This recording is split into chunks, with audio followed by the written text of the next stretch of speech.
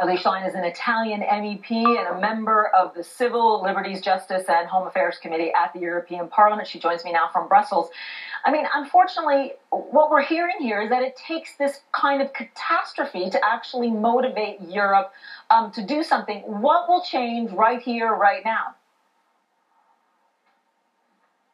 Well, we're expecting facts right now, you know. As you said, it's been a everyday tragedy in Sicily for such long times, and we cannot wait any longer to have a European solution that we need here. Of course, this is a story of lack of political will by some European governments. If you think about it, we've been hearing for 20 years about a common European asylum system, and all that we had until today is a common European cemetery in the Mediterranean Sea. So what we need here as a short-term response is a real operation like Mare Nostrum was, of search and rescue, but led by the European Union, of course, because, as you said before, Triton is totally inadequate, and we've been saying this in this Parliament for quite a few months right now, since the very beginning of this debate. It doesn't have the budget, it doesn't have the means, it doesn't have a clear mandate of search and rescue, and of course, the Operation Mare Nostrum could go as far as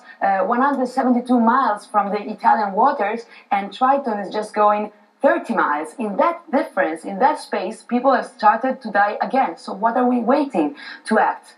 But Ms. Schlein, I'm interested to hear from you. You know the criticism here. It's that, look, you can mount a large operation, but it will just motivate more crossings. It will be a good thing because the seas will cease to be a mass grave, as you say, but will it cause political problems in Europe? Because it means more people will make those crossings. You know, I don't think so. That was the argument with which some governments and some political forces here asked for Mare Nostrum to be shut down. But if you look at the data, you will discover interesting things. If you look at the flows from the very beginning of this year till right now, and you compare it to the same period of last year when Mare Nostrum was there, you will find that the flows have increased 60% this year. So it's even a false argument. I don't understand how you can imagine that that is the reason why they leave. When you look at the situation in these countries, the dramatic situation in Syria and Libya, that are going worse every day. So I think it's just an excuse. But here, you know, it's a matter of jealousy. European governments have always been so jealous of their policies on asylum. We need to make a step forward and to show that we are a European Union. You mentioned the cost of Mare Nostrum. It was 9 million euros per month. It's a lot for one member state only. But what about 28 member states? If you look at the data again, you will discover that today 6 member states out of 28 are dealing with 75% of all asylum requests. So the right question is not where is the European Union, where is Europe, as you can hear in Lampedusa a lot. I was there last October. The right question is where are the other 22 governments? Okay, but let's put the politics. Okay, but let's put the politics aside for a minute, because we understand Italy and Malta have been pushing for a European action plan for a long time. But I want to hear from you, what is going to work? Does this mean that you will rapidly and quickly return people to their homes in Africa? It means that they will not die on the seas, but they will be returned. I've heard a lot about programs to try and resettle these people. What is the plan beyond saying that we're going to put a bunch of new ships into the water?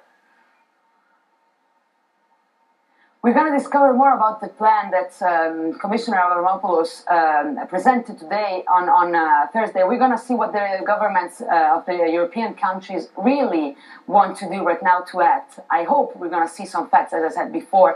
But, you know, the fact is, I think that you need both short-term answers and long-term answers to the issue. On the short term, we need to act immediately on the emergency in the Mediterranean Sea. And these people, they have a right.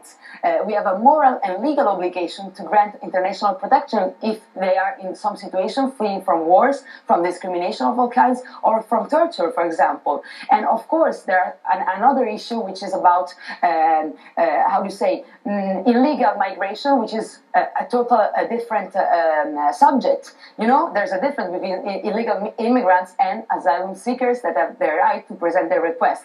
So we have to make, you know, those differences very clear in the debate, I think, and we have to develop different solutions to those problems. And on the other side, we have to fight those human traffickers. If you ask me, I would say that it's not enough to have a search and rescue operation in the sea. We have to prevent those people to leave, to end up in the hands of the human trafficker. And to do that, we can figure out some solution, like, for example, granting legal and safe access to Europe, humanitarian visas. Some countries like Brazil are trying solutions like that. Yeah, but just to underscore, that's very controversial and something that I'm sure you guys will continue to discuss in Brussels. Thank you very much, Senor Schlein. Appreciate it. Of course.